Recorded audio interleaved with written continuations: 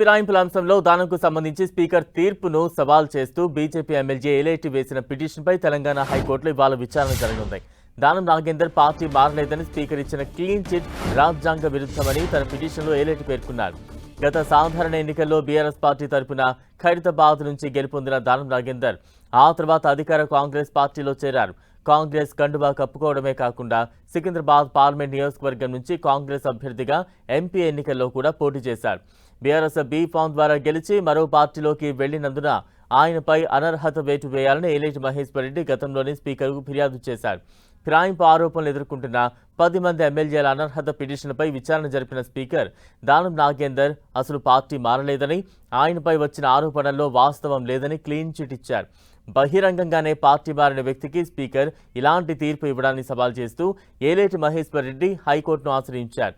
ఈ పిటిషన్లో అసెంబ్లీ స్పీకర్ను దానం నాగేందర్ను ప్రతివాదులుగా చేర్చారు. ఈ కీలక పిటిషన్పై తెలంగాణ హైకోర్టు చీఫ్ జస్టిస్ ధర్మాసనం ఇవాళ విచారణ జరపనుంది.